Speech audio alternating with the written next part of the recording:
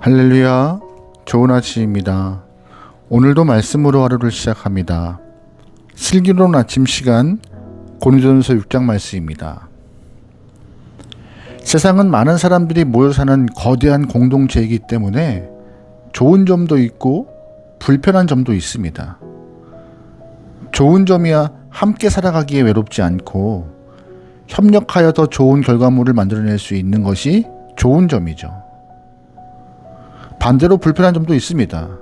그 중에 대표적인 문제가 분쟁입니다. 사람이 모여 살기에 분쟁은 반드시 발생할 수밖에 없는 상황이죠. 그래서 타협과 양보로 서로 간 조정을 통하여서 공동체의 불화를 막는 것이 지혜로운 모습입니다. 하지만 분쟁이 발생할 때 대화와 타협을 거부하고 끝까지 가는 사람들이 생각보다 많습니다. 법대로 하자는 거예요. 사실 법대로 하는 것은 최악의 방법입니다. 왜냐하면 법은 친절하지 않기 때문이죠. 법은 우리가 처한 상황이나 감정을 고려하지 않습니다. 법조문에 있는 그대로 판단합니다. 그러다 보니 감정이나 정서와 동떨어진 판단할 때가 있죠. 그래서 지혜로운 사람은 끝까지 가지 않습니다. 법에 호소하지 않아요. 반면 지혜로운 사람은 서로 간의 양보와 타협을 위하여서 끊임없는 대화를 시도하여 좋은 결과를 도출해냅니다. 그런데 고린도 교회 성도들은 교회 안에서 일어나는 문제를 대화와 타협으로 해결하지 못하고 세상법적으로 가져가는 경우가 발생합니다. 바울은 이것을 책망하고 있어요. 여러분도 아시겠지만 고린도 교회는 문제가 많은 교회였습니다. 분열의 문제, 음행의 문제, 이제는 송사의 문제까지 발생합니다. 송사요. 1절 말씀입니다. 너희 중에 누가 다른 이와 더불어 다툼이 있는데 구태여 불의한 자들 앞에서 고발하고 성도 앞에서 하지 아니하느냐. 아멘. 바울이 말하고 있는 1절 말씀의 불의한 자들이란 믿지 않는 세상 사람들입니다. 교회도 사람들이 모이는 곳이기 때문에 분쟁이 없을 수는 없습니다. 그런데 고린도 교회는 분쟁 발생할 때 교회 안에서 지혜롭게 해결하지 못하고 세상 법적으로 가져간 것이었죠. 2절 말씀이에요. 성도가 세상을 판단할 것을 너희가 알지 못하느냐. 세상도 너희에게 판단을 받겠거든 지극히 작은 일 판단하기를 감당하지 못하겠느냐. 아멘. 바울은 2절 말씀에서 성도가 세상을 판단해야지 세상이 성도를 판단해서는 안 된다라고 말하고 있어요. 당연한 말입니다. 왜 믿는 사람이 세상을 판단해야 할까요? 믿는 사람에게는 필터가 하나 더 존재하기 때문입니다. 사실 믿는 사람과 믿지 않은 사람은 모두 양심을 가지고 있습니다. 하지만 믿는 사람은 믿지 않는 사람들이 가지지 못한 성령의 필터 또한 가지고 있어요. 그러므로 믿는 사람에게는 수동적인 양심의 필터와 능동적인 성령의 필터가 동시에 존재하고 있는 것입니다. 예를 들어 내 이웃을 내 몸과 같이 사랑하라 이 말씀에 대하여서 세상 사람들은 수동적인 양심만 가지고 있기 때문에 반응하지 않습니다. 내가 형제를 내가 주변 사람들을 괴롭히지 아니하면 그것으로 양심의 의무를 다했다라고 생각해요. 하지만 믿는 사람들은 그렇지 않습니다. 형제를 괴롭게 하지 않는, 다시 말해서 수동적인 양심을 넘어서 내 몸과 같이 형제를 적극적으로 사랑하지 못하면 양심에는 찔리지 않으나 성령의 걸림이 있는 거예요. 성령 받은 사람들은 더 예민하고 영적으로 민감합니다. 그래서 바울은요, 귀한 성령 받은 사람들이 세상 법정에 호소하는 것을 이해할 수 없었어요.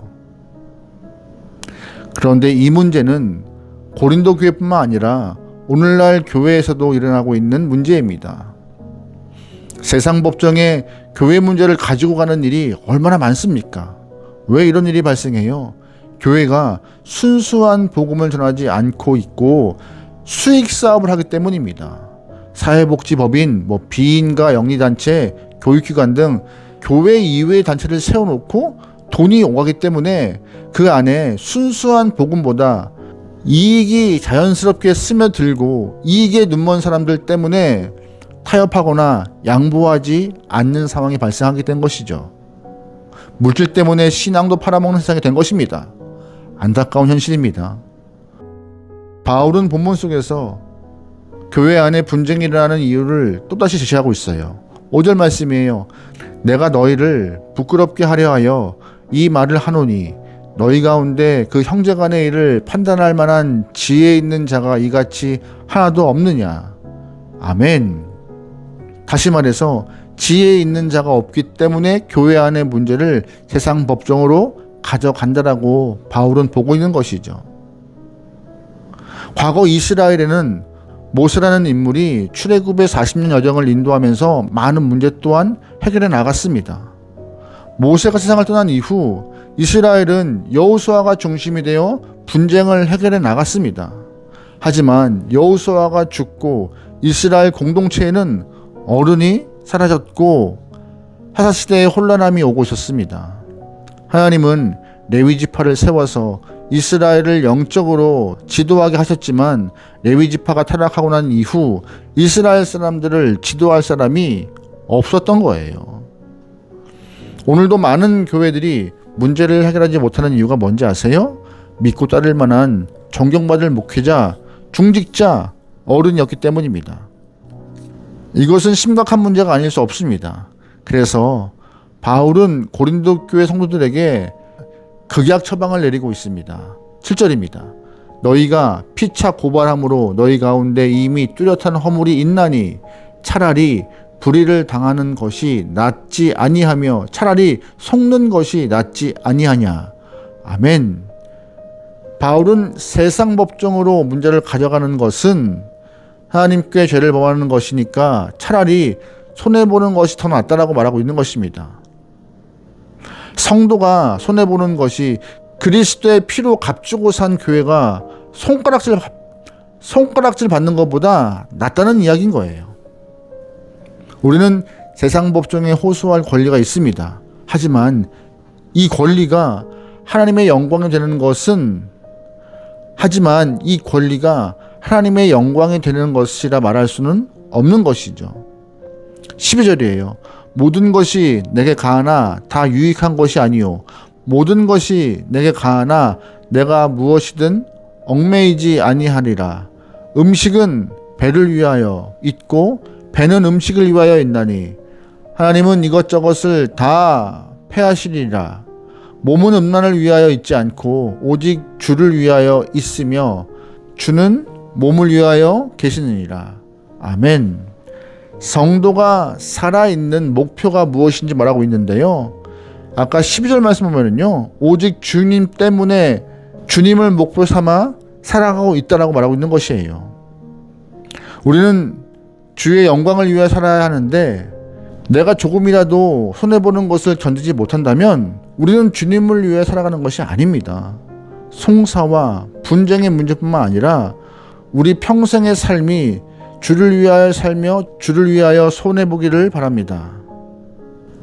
오늘도 주님 위해서 기꺼이 양보하고 손해볼 수 있는 복된 하루가 되기를 소망합니다. 아멘. 기도하시겠습니다. 사랑의 하나님, 우리를 돌보시는 하나님의 은총을 찬양하며 분쟁을 지혜롭게 해결할 수 있는 성령의 은혜를 허락하여 주시옵소서. 나눠지고 갈라지고 각자의 목소리만 높여지는 공동체가 아니라 하나님을 향한 찬양이 높아질 수 있는 귀한 예배 공동체가 되게 나오니 기름 부으시고 역사하여 주시옵소서. 우리에게 지혜 허락하시고 우리에게 문제를 해결할 수 있는 능력을 허락하여 주시옵소서. 모든 걸 맡기오며 예수님의 이름으로 기도합니다. 아멘.